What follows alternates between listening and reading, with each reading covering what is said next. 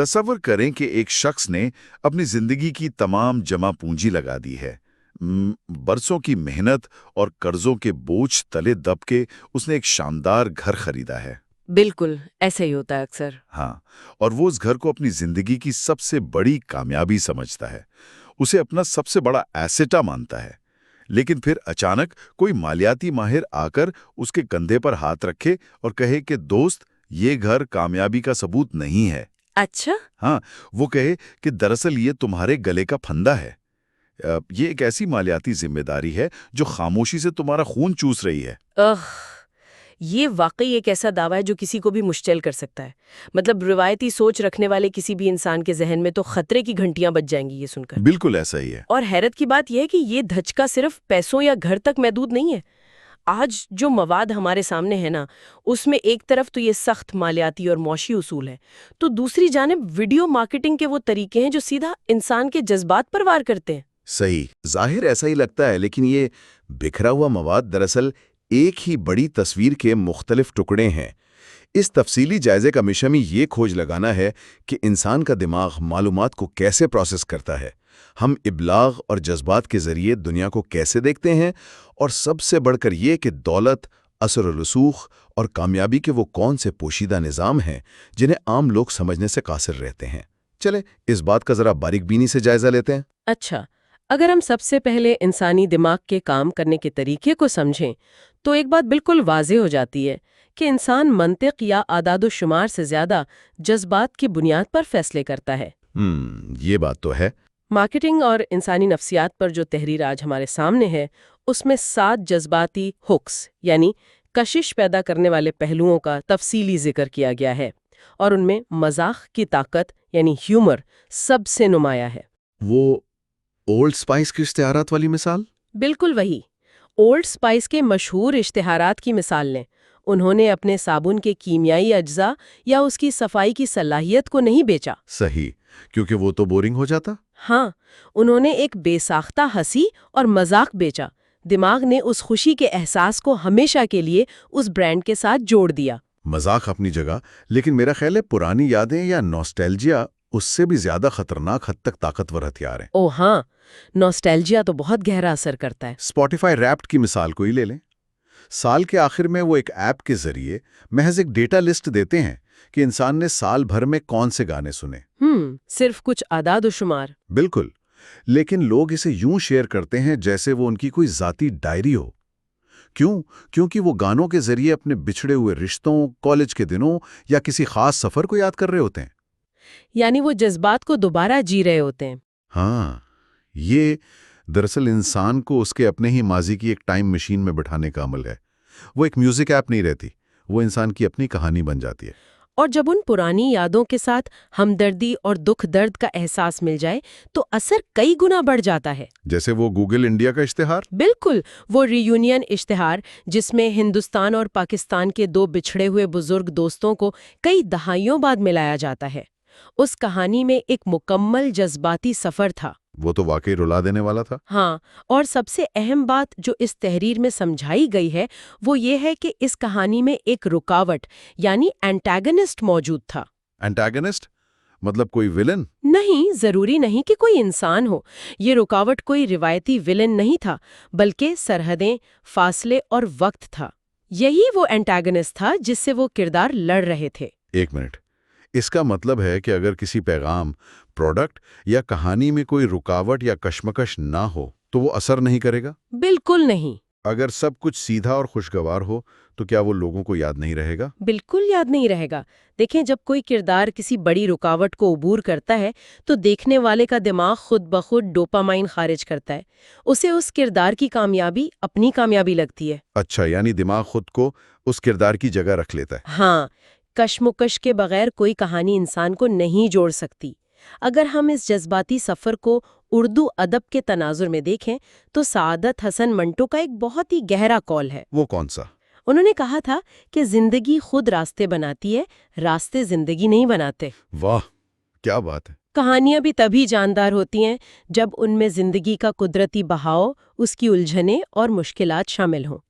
کوئی بھی چیز جب تک انسان کے اندرونی جذبات اور اس کی اپنی کشمکش سے ہم آہنگ نہ ہو وہ مسلط کی بھی لگتی ہے۔ یہ بہت زبردست نکتہ ہے، اور اسی تناظر میں منٹو صاحب کا ایک اور قول مجھے یاد آ رہا ہے جو اگلی بحث کی بنیاد بنتا ہے۔ اچھا بتائیں۔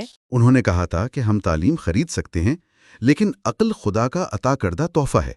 اگر ہم اس قول کو ایک تشبیہ کی صورت میں آج کی مارکیٹنگ اور کمیونیکیشن کی دنیا پر لاگو کریں تو ایک بہت مہنگی پروڈکشن والی ویڈیو جس کا کیمرہ ورک کمال کا ہو لیکن اس میں کوئی جذباتی کشش نہ ہو، وہ بالکل اس شخص کی طرح ہیں جس کے پاس اعلیٰ ڈگریاں تو ہیں لیکن دنیا میں چلنے کی عقل اور حکمت نہیں۔ بالکل، مطلب ڈگریوں سے حکمت یا جذبات نہیں خریدے جا سکتے۔ ہاں، اور دیکھیں یہیں سے ایک بہت بڑا تضاد جنم لیتا ہے۔ اکثر اوقات وہی ڈگری یافتہ انتہائی قابل لوگ اس وقت شدید حیران اور مایوس ہو جاتے ہیں جب ان کی اعلیٰ صلاحیتوں کو کوئی پذیرائی نہیں ملتی۔ ہاں، وہ اکثر شکایت کرتے نظر آتے ہیں۔ رابرٹ کیوساکی کی کتاب میں سنگاپور کی ایک نوجوان صحافی کا قصہ اس کی بہترین مثال ہے۔ وہ صحافی جس نے وہ انٹرویو لیا تھا؟ ہاں، اس لڑکی نے انگریزی ادب میں ماسٹرز کیا تھا، وہ ایک کمال کی لکھاری تھی، لیکن جب اس نے کیوساکی سے کامیابی کا راز پوچھا اور کیوساکی نے اسے مشورہ دیا کہ اسے سیلز اور مارکیٹنگ کا کورس کرنا چاہیے تاکہ وہ اپنی تحریریں بیچ سکے، تو وہ شدید غصے میں آ گئی۔ غصے میں کیوں آ گئی؟ اسے لگا جیسے اس کے فن کی توہین کی گئی ہو۔ وہ سمجھتی تھی کہ اس کا کام صرف لکھنا ہے۔ ویسے اگر دیکھا جائے تو اس لڑکی کا غصہ اپنی جگہ کچھ حد تک جائز معلوم ہوتا ہے۔ وہ کیسے؟ دیکھیں، ایک فنکار یا تخلیق کار کا بنیادی کام تو اپنی تخلیق پر توجہ دینا ہے۔ اگر ایک بہترین لکھاری کو کتابیں بیچنے کے لیے مارکیٹ میں دھکے کھانے پڑیں اور سیلزمین بننا پڑے تو پھر اس کے فن کی کیا اہمیت رہ گئی؟ یہ سوچنے کا ایک زاویہ ہو سکتا ہے۔ ایک ہنرمند انسان تو یہی چاہے گا نا کہ اس کا کام خود بولے۔ یہ مارکیٹنگ کا بوجھ بھی اسی پر کیوں ڈالا جائے؟ دیکھیے، یہ ایک بہت عام لیکن خطرناک سوچ ہے کیونکہ دنیا اس طرح کام نہیں کرتی۔ کیوساکی نے اسے ایک سیدھا سا جواب دیا۔ کیا جواب دیا؟ اس نے کہا کہ کتاب کے سر ورق پر بیسٹ سیلنگ مصنف لکھا ہوتا ہے، نہ کہ بیسٹ رائٹنگ مصنف۔ یہ تو بہت بڑی بات ہے۔ بیسٹ سیلنگ، بیسٹ رائٹنگ نہیں۔ ہاں، یہاں جو بات سب سے زیادہ حیران کن ہے وہ یہ ہے کہ قابلیت اور ہنر صرف ایک چھوٹا سا جزو ہے۔ میک ڈونلڈز کی مثال لے لیں۔ کیا میک ڈونلڈز دنیا کا سب سے لذیذ اور بہترین برگر بناتا ہے؟ بالکل نہیں۔ کوئی بھی مان لے گا کہ وہ بہترین برگر نہیں ہے۔ بالکل۔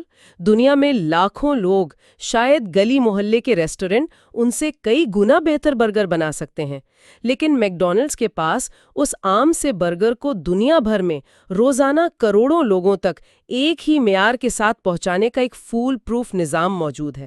یعنی مسئلہ پروڈکٹ میں نہیں، اس نظام میں ہے جو اس پروڈکٹ کو کھڑا کرتا ہے۔ 100%۔ مطلب غریب و ناکام ذہنیت والے لوگ ساری زندگی ایک بہترین برگر بنانے یا اپنی ڈگری کو چمکانے میں لگے رہتے ہیں، اور کامیاب لوگ اس درمیانے درجے کے برگر کو بیچنے کا دنیا کا سب سے بہترین نظام بنا لیتے ہیں۔ بالکل ایسا ہی ہے۔ لیکن دیکھیں، اس نظام کا مطلب صرف مارکیٹنگ، سیلز یا فیکٹری لگانا نہیں ہے۔ تو اور کیا ہے؟ اس میں انسان کا اپنا رویہ اور کردار بھی شامل ہے۔ سورسز میں ایک کہانی جو نوکری کے انٹرویو کے حوالے سے سامنے آئی، وہ اس پورے تصور کو ایک نیا رخ دیتی ہے۔ اچھا، وہ واقعہ جس میں ایک امیدوار نے اپنی ٹائی دوسرے کو دے دی تھی؟ جی ہاں، انٹرویو کے انتظار گاہ میں کچھ لوگ بیٹھے تھے۔ ایک امیدوار کے پاس ٹائی نہیں تھی اور وہ سخت پریشان تھا۔ ایک دوسرے امیدوار نے چپ چاپ اپنی ٹائی اتاری اور اس پریشان حال شخص کو دے دی۔ اب جب بعد میں وہ ٹائی دینے والا شخص انٹرویو کے کمرے میں گیا تو اسے یہ دیکھ کر شدید حیرت ہوئی کہ جس شخص نے ٹائی مانگی تھی وہ دراصل کمپنی کا باس تھا۔ ارے واہ! ہاں، وہ باس امیدواروں کے کردار اور ہمدردی کا امتحان لے رہا تھا۔ یہ تو بہت دلچسپ طریقہ ہے۔ یہ کہانی بتاتی ہے کہ تکنیکی مہارت یا ڈگری کامیابی کے نظام کا صرف ایک پرزہ ہے۔ اخلاقیات، ہمدردی اور ظرف وہ لیوبریکنٹ ہیں جو اس پورے نظام کو چلنے کے قابل بناتے ہیں۔ بہترین ڈگری ہو، شاندار پروڈکٹ ہو، لیکن اگر کردار کا نظام کھوکھلا ہو تو کامیابی کبھی پائیدار نہیں ہوتی۔ بالکل۔ اچھا، اگر نظام بنانا اتنا ہی ضروری ہے تو ہمیں یہ دیکھنا ہوگا کہ انسان اپنے ذہن کے اندر دولت اور کامیابی کے حوالے سے نظام کیسے بناتا ہے۔ مالیاتی ذہانت کی بنیاد کیا ہے، رائٹ؟ ہاں، کیوساکی کی زندگی میں 2 باپوں کا تصور اسی ذہنی نظام کی بنیاد کو ظاہر کرتا ہے۔ ایک ان کے اپنے والد جنہیں وہ غریب باپ کہتے ہیں، اور دوسرے ان کے دوست کے والد جو امیر باپ کہلائے۔ یہاں آ کر بات واقعی بہت دلچسپ ہو جاتی ہے، بالکل کیونکہ غریب باپ کوئی سڑک چھاپ یا ان پڑھ انسان نہیں تھے۔ نہیں، وہ تو پی ایچ ڈی تھے۔ ہاں، وہ پی ایچ ڈی یافتہ تھے، محکمہ تعلیم کے سربراہ تھے اور روایتی راستے پر پختہ یقین رکھتے تھے کہ اچھی تعلیم لو، محفوظ نوکری ڈھونڈو اور بس۔ دوسری طرف امیر باپ تھے جو 8ویں جماعت بھی پاس نہیں کر سکے تھے، اور پھر بھی امیر بنے۔ ہاں، امیری زندگی میں وہ انتہائی کامیاب اور امیر ترین انسان بنے۔ اور ان دونوں کے درمیان جو سب سے بڑا فرق تھا وہ ان کی ڈگریوں کا نہیں بلکہ ان کی روزمرہ بول چال اور سوچنے کے انداز کا تھا۔ الفاظ کا چناؤ۔ بالکل، غریب باپ کسی بھی مہنگی چیز یا بڑے منصوبے کو دیکھ کر فوراً کہتا، میں یہ نہیں خرید سکتا۔ بظاہر یہ ایک سچائی پر مبنی سیدھا سا جملہ لگتا ہے، مطلب اگر پیسے نہیں ہیں تو انسان یہی کہے گا نا۔ ہاں، لیکن امیر باپ کے نزدیک یہ جملہ ذہنی کاہلی اور دماغ کو مفلوج کرنے کی علامت تھا۔ ان کا ماننا تھا کہ جب انسان یہ تسلیم کر لیتا ہے کہ وہ کچھ نہیں کر سکتا تو دماغ اسی وقت کام کرنا بند کر دیتا ہے، اسے کوئی حل تلاش کرنے کی ضرورت ہی محسوس نہیں ہوتی۔ صحیح۔ اس کے برعکس امیر باپ کا طریقہ کار یہ تھا کہ وہ سکھاتے تھے، یہ سوال پوچھو کہ میں یہ کیسے خرید سکتا ہوں۔ اس کی تشبیہ بالکل ایسی ہے جیسے کوئی انسان جسمانی صحت کے لیے جم جاتا ہے۔ اگر انسان جم میں جا کر بھاری وزن کو دیکھ کر کہے کہ میں یہ وزن نہیں اٹھا سکتا تو اس کے پٹھے کبھی نہیں بنیں گے۔ بالکل، کیونکہ اس نے ہار مان لی۔ ہاں، لیکن اگر وہ جم انسٹرکٹر سے پوچھے کہ میں یہ وزن کیسے اٹھا سکتا ہوں تو وہ اسے تکنیک بتائے گا۔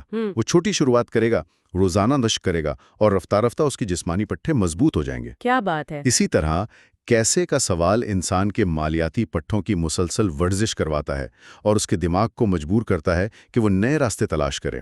یہ صرف ایک سوال نہیں ہے، یہ ذہن کے بند دروازے کھولنے کی چابی ہے۔ اور اس مالیاتی ورزش کا نتیجہ کیوساکی کی اپنی زندگی کے ایک بہت ہی تاریک دور میں نظر آتا ہے۔ وہ 1985 والا دور؟ جی، 1985 کا وہ وقت یاد کریں جب وہ اور ان کی اہلیہ بالکل بے گھر ہو چکے تھے۔ وہ ایک پرانی براؤن ٹویوٹا کار میں راتیں گزارتے تھے۔ وہ گاڑی میں سوتے تھے؟ یہ تو بہت مشکل وقت ہوگا۔ ہاں، وہ شدید مالی دباؤ کا شکار تھے۔ ان کے سرفر ویلٹ بنانے کا کاروبار تباہ ہو چکا تھا اور راک بینڈ ٹی شرٹس کا کاروبار بھی بری طرح ناکام ہو گیا تھا۔ اس مقام پر کوئی بھی عام شخص ٹوٹ جاتا، ہار مان لیتا اور دوبارہ کسی عام سی نوکری میں پناہ ڈھونڈ لیتا۔ لیکن انہوں نے ایسا نہیں کیا۔ نہیں، انہوں نے ناکامی کو اپنی حتمی شناخت نہیں بننے دیا، انہوں نے اسے ایک وقتی رکاوٹ کے طور پر لیا۔ وہ روتے نہیں رہے بلکہ انہوں نے حالات کا تجزیہ کیا۔ اگر ہم اسے صوفی دانشور واصف علی واصف کے قول سے جوڑیں تو انہوں نے کیا خوب کہا تھا کہ بڑی منزلوں کے مسافر چھوٹا دل نہیں رکھتے۔ بے شک۔ کیوساکی کی منزل بہت بڑی تھی، اس لیے انہوں نے ان کاروباری ناکامیوں پر دل چھوٹا نہیں کیا۔ وہ کار میں سوتے رہے لیکن ان کا دماغ مسلسل امیر ذہنیت کے ساتھ کیسے کے سوالات پوچھتا رہا۔ دیکھیں، ذہنیت بدلنا اور سوال پوچھنا اپنی جگہ، لیکن آخر کار عملی میدان میں وہ کون سے اوزار ہیں جو اس دولت کو پیدا کرتے ہیں؟ صرف سوچنے سے تو کچھ نہیں ہوتا۔ ہاں نا، صرف مثبت سوچنے سے تو بینک اکاؤنٹ نہیں بڑھتا۔ اس کے لیے ہمیں اثاثہ یعنی ایسٹ اور ذمہ داری یعنی لائبلٹی کے فرق کو سمجھنا ہوگا۔ یہ وہ بنیادی سبق ہے جو امیر باپ نے سکھایا تھا۔ اور یہ کوئی مشکل کانسیپٹ نہیں ہے۔ بالکل نہیں، اس کی تعریف میں کوئی پیچیدہ اکاؤنٹنگ شامل نہیں ہے۔ ایسٹ وہ چیز ہے جو انسان کی جیب میں پیسہ ڈالے اور لائبلٹی وہ چیز ہے جو انسان کی جیب سے پیسہ نکالے۔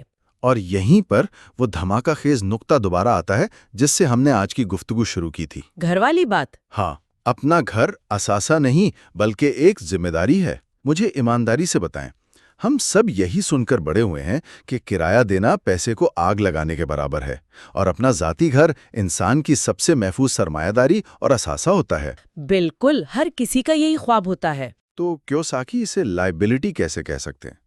یہ تو برسوں کی روایات کو جھٹلانے والی بات ہے۔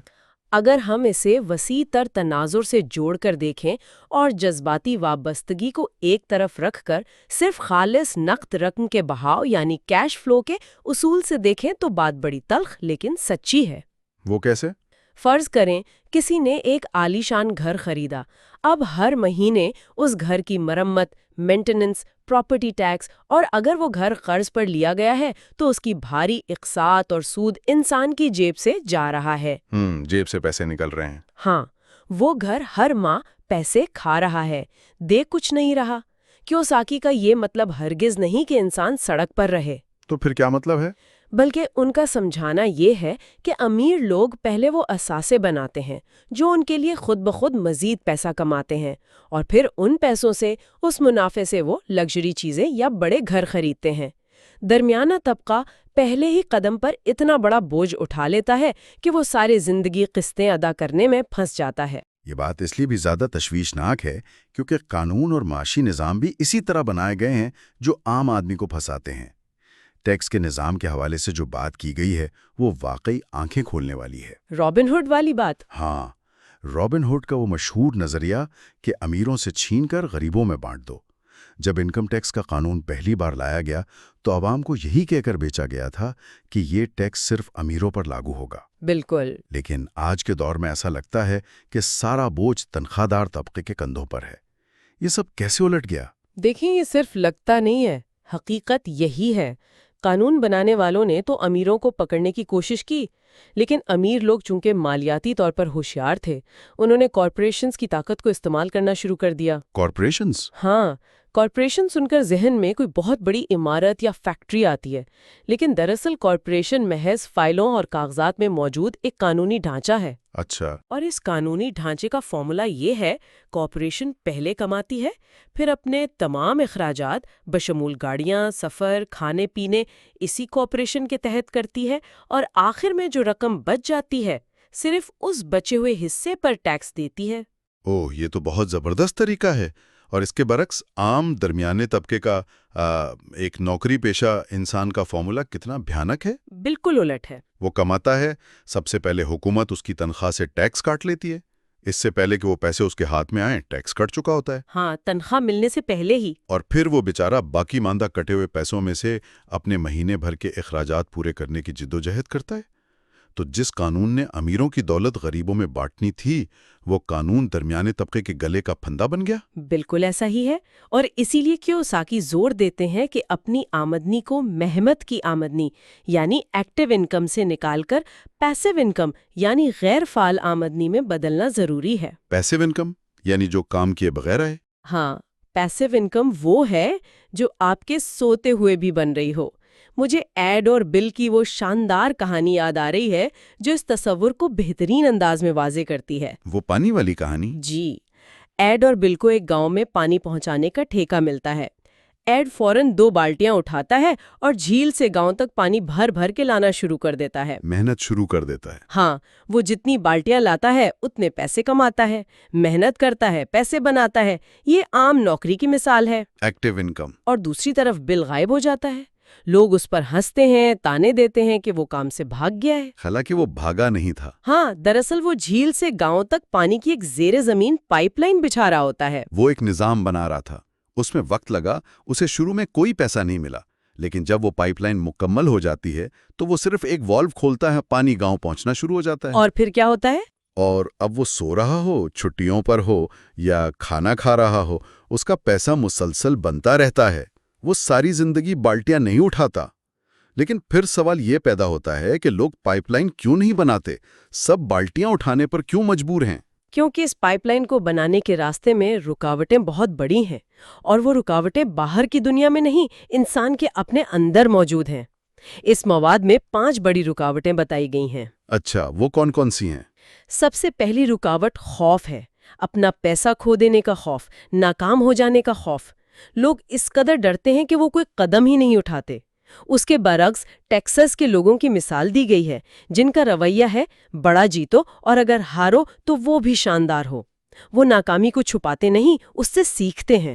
خوف کے ساتھ ساتھ دوسری بڑی رکاوٹ شکوک و شبہات اور تنقید پسندی ہے۔ لوگ ہمیشہ یہ سوچ کر ڈر جاتے ہیں کہ مارکیٹ کریش کر جائے گی، پراپرٹی ڈوب جائے گی، کوئی فراڈ ہو جائے گا۔ وہ بس منفی پہلو دیکھتے ہیں۔ بالکل، تنقید کرنے والے صرف خامیاں دیکھتے ہیں، जबकि तज्जिया करने वाले उन खामियों के अंदर छुपे हुए मौके तलाश कर लेते हैं। लेकिन मैं समझता हूं कि तीसरी रुकावट यानी सुस्ती इन सबसे ज्यादा खतरनाक है। हाँ, और ये बिस्तर पर पड़े रहने वाली आम सुस्ती नहीं है, बल्कि ये मसरूफियत के लिबादे में छुपी हुई ज़हनी सुस्ती है। ये एक बहुत अहम नुक्ता है। लोग अपने दफ्तर की रूटीन में बाल्टियों के बोझ तले इतने मसरूफ हो जाते हैं कि वो कभी अपनी माली आज़ादी के बारे में सोचने का वक्त ही नहीं निकाल पाते। वो अपनी सुस्ती को छुपाने के लिए कहते हैं कि मैं बहुत मसरूफ हूँ, मेरे पास वक्त नहीं है। इसका इलाज क्या है? इसका इलाज एक तरह की मुस्बत ख्वाहिश या लालच बताई गई है। जब इंसान कहता है कि उसे एक बेहतर जिंदगी चाहिए, तो वो ख्वाहिश उसकी सुस्ती को तोड़ देती है। सही। और चौथी रुकावट? चौथी रुकावट बुरी आदतें हैं। आम आदमी बिल्स और इखराजात पहले अदा करता है और खुद को, अपनी सरमायाकारी को सबसे आखिर में रखता है। अमीर ज़हनियत वाले इसके बरक्स करते हैं। वो पहले अपने असासों के लिए पैसे निकालते हैं और फिर जो दबाव पैदा होता है उसे मज़ीद पैसे कमाने के लिए इस्तेमाल करते हैं। और आखिरी रुकावट? आखिरी रुकावट तकब्बुर है। ये सोचना कि हम सब जानते हैं, जो इंसान को कुछ नया सीखने से रोक देता है। तो इस सब का आखिर मतलब क्या है? हमने आज की इस गुफ्तगू का आगाज इस बात से किया था कि इंसानी दिमाग कैसे कहानियों और जज्बात के जरिए दुनिया से जुड़ता है, कैसे एक रुकावट कहानी को यादगार बनाती है। बिल्कुल। फिर हमने ये खोज लगाया कि महज एक बेहतरीन लिखारी या काबिल शख्स होना काफ़ी नहीं, बल्कि इस काबिलियत को दुनिया तक पहुंचाने के लिए एक ठोस निज़ाम दरकार है, जिसमें किरदार और अखलाकियात की शमूलियत लाजमी है। वो टाई वाली कहानी। हाँ, वहाँ से हम दौलत पैदा करने के नफ्सियाती और अमली उसूलों तक पहुँचे कि कैसे हम शऊरी तौर पर कैसे का सवाल पूछकर अपने मालियाती पट्ठों को मजबूत कर सकते हैं, कैसे असासों और जिम्मेदारियों का फ़र्क समझकर बाल्टियों के बजाय पाइपलाइन बिछा सकते हैं, और कैसे कॉरपोरेशंस के निज़ाम को समझकर हम टैक्स के बोझ से बच सकते हैं। ये तमाम पहलू बज़ाहिर बिखरे हुए लगते थे, लेकिन अब ये बिल्कुल वाज़ेह है कि इंसान की हकीकी कामयाबी उसकी नफ्सियात, उसके इब्लाग़ के तरीक़ों और उसके मालियाती निज़ाम के एक दूसरे के साथ मुकम्मल हम-आहंगी पर मुनहसर है। बिल्कुल। कोई एक पुर्जा भी गायब हो तो कामयाबी की गाड़ी रुक जाती है। और इस सारी बहस ने मुझे एक बहुत गहरे सवाल पर ला खड़ा किया है। हमने इस बात पर तफसीली बहस की कि कैसे एक आलीशान घर, जिसे इंसान अपना सबसे बड़ा असासा समझता है, दरअसल एक छुपी हुई जिम्मेदारी यानी लाइबिलिटी हो सकता है। लेकिन ज़रा एक लम्हे के लिए सोचने की बात है, क्या हमारे पुराने अकायद या नस्ल दर नस्ल मिलने वाले वो रिवायती मशवरे, जिन्हें हम अपनी ज़िंदगी का सबसे बड़ा इल्मी असासा मानते हैं, जैसे कि खामोशी से बस अपना काम करते रहो या खतरात से बचकर महफूज रास्ते पर चलो, तो क्या वो गलत है? कहीं वो भी खामोशी से इंसान की सलाहियतों को चूसने वाली जिम्मेदारी तो नहीं बन चुके? क्या हम अनजाने में ऐसे नज़रियात का बोझ तो नहीं उठा रहे जो हमें कभी वो पाइपलाइन बनाने ही नहीं देते जिसका ख्वाब इंसान रोज देखता है? ये वो ज़हनी असासे और जिम्मेदारियां हैं जिनका ऑडिट करना, जिनका कड़ा एहतिसाब करना हर शख्स के लिए नागुज़ीर है। वाकई। क्योंकि पैरों की जंजीरें तो कट सकती हैं, लेकिन सबसे बड़ी जंजीरें वो होती हैं जो दिमाग पर पड़ी हों। जब तक वो नहीं कटती, कोई मालियाती या अमली कामयाबी मुमकिन नहीं। इस तफसीली जायजे में साथ देने और उन गहरे मौज़ूआत पर गौर करने का बहुत शुक्रिया। इन सवालात को जहन में रखना चाहिए कि क्या इंसान के अंदर मौजूद नज़रियात वाकई ज़िंदगी और सोच में कुछ मुस्बत शामिल कर रहे हैं या बस एक बोझ बने हुए हैं। मिलते हैं अगले तफसीली जायजे में। अपना ख्याल रखिएगा।